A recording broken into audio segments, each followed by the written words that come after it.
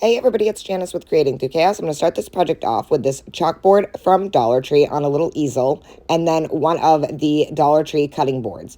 And as you can see, I made a line on the back so that when I hold this up to it, and if it was glued there, it would stand up correctly. So you just kind of figure out where you want yours to be, and then glue it onto the back. You'll see that it kind of tilts, so you want to make sure that you have an idea of where you need that to be so that it tilts and stands correctly. So once you pull open that stand, it'll sit kind of tilted. Once I realize that that can stand correctly, I'm going to take this little Scrabble letter holder. I had a bunch of these from a yard sale, and I'm going to attach that to the very bottom of this. And again, I'm standing it up to make sure that I know where I want it to sit on the bottom. So I'm going to use some wood glue so that I can still manipulate it and move it around if I needed to get it to be where I wanted it to. So I'm just going to add that on there. I kind of used a brush to make sure it was nice and thin and didn't squeeze out. And I'm just setting that at the bottom and making sure that it's completely even. Once I had that on there and it was all dry, I'm going to paint everything white. So I did the Scrabble holder, the back, everything. I wanted it all to be white so that everything blended and you couldn't tell that that was a chalkboard from Dollar Tree on the back and that everything just kind of flowed together. And I'm just going to get every little nook and cranny of this, and I did 2 coats. You could use chalk paint, you could use acrylic paint. It's totally up to you. I believe I used acrylic paint for this. And I'm just going to go around, and like I said, I'm going to make sure that I get that back. I don't want anybody to know that I used a Dollar Tree chalkboard easel. I want it to kind of blend, make it look like it was all just one piece. So as you can see, I've got that all painted now.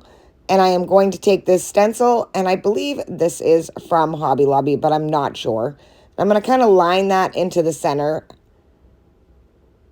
And then I'm going to tape it down. I'm making sure that that square is directly in the center between the Scrabble tile holder and the top. So I'm just going to set that into place, put a couple pieces of tape on here to hold it into place. And then I am going to start painting that black with a sponge pouncer. So as you can see, I put my pouncer in the paint and then I blotted off most of the paint so that it doesn't bleed through. And just starting doing very light coats going through the whole thing. And you'd go really slow, go over the same spot several times if you need to, blotting off the paint each time. So as you can see, I've reached the end here.